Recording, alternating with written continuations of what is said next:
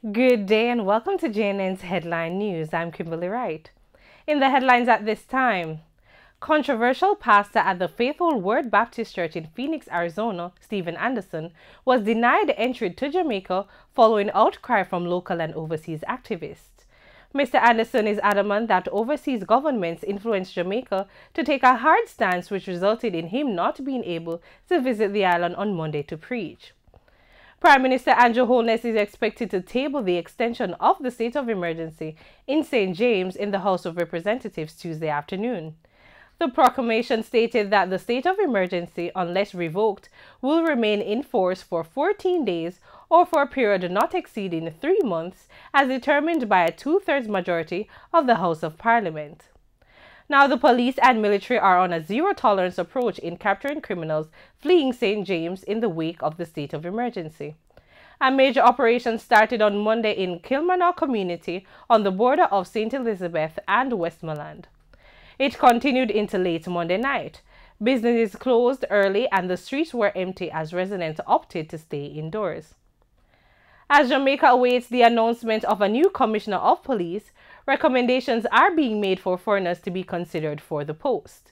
Retired Assistant Commissioner of Police Keith Trinity Gardner, who strongly opposed the employment of officers from the United Kingdom in the past, is suggesting that desperate times call for desperate measures, which include looking outside of Jamaica for a solution.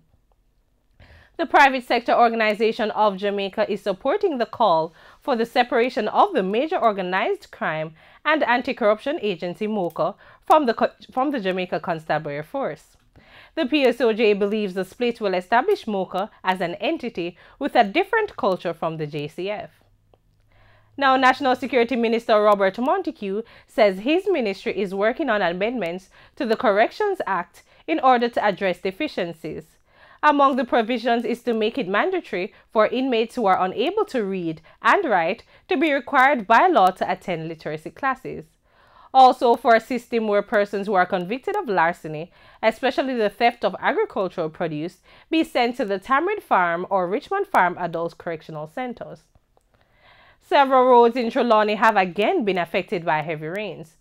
The Duncans to Clarkstown Road in the vicinity of the Long Pond Sugar Factory is impassable, while sections of the Rock to Stewarttown and Falmouth to Rock roads have been reduced to single-lane traffic.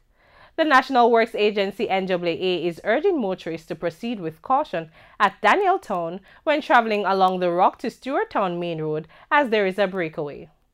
In the meantime, the NAA is repairing the access road to the Tiber River Bridge in St. Mary. A section of the bridge's southern access road collapsed following heavy rains. Motorists traveling from Port Maria to Gale are being advised to use the Rio Nuevo to Lambkin Hill Road. And motorists traveling to Dressica or Huntstown from Gale should use the road from Windsor Castle to Karen Hall, then on to Derry and Marley Road. In international news, Kenyan opposition leader Raila Odinga, who boycotted the country's disputed election last year, swore himself in as the people's president at a mock inauguration ceremony Tuesday in protest against President Uhuru Kenyatta. The government cut live transmission of the country's top 3 TV channels as tens of thousands gathered in a Nairobi park for the event. The event was organized by Odinga's National Super Alliance.